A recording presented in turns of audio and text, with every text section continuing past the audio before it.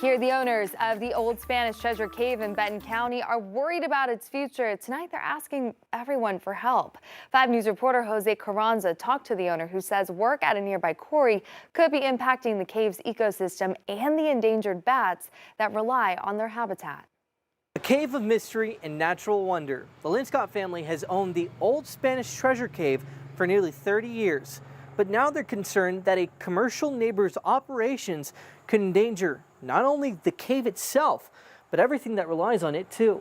I love caves. I've always been involved in caves since I was very, very young. Paul Linscott and his family have owned the old Spanish treasure cave since the 90s. The cavern attracts tourists with legends of hidden treasure buried by Spanish conquistadors. We've been able to reestablish it. This is a very historical cavern because there's a lot of really cool history that's involved with this. With much of the cave system unexplored and only some shown to the public, Linscott tries to coexist with the existing ecosystem. But less than a mile north of his property, Linscott says blasts from Benton County stone could affect that.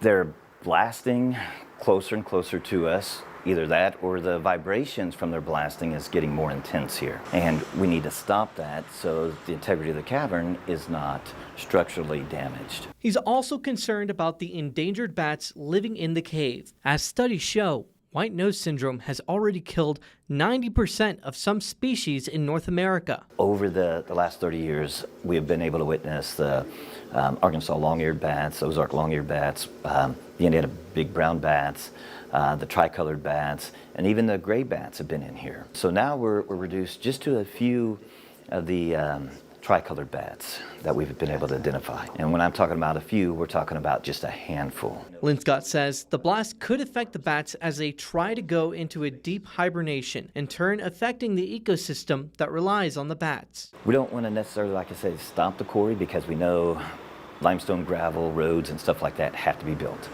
But some of the methods and maybe where they blast and where they take the gravel from can be changed. In Sulphur Springs, covering news where you live, Jose Carranza, 5 News. 5 News reached out to the owner of the Benton County Stone called Kemp Quarries. The owner sent us a statement saying in part, quote, that they strive to meet federal and state regulations and work to minimize the impact on the surrounding community. They go on to explain that an independent third party even monitors placed monitors to make sure they're within those regulations.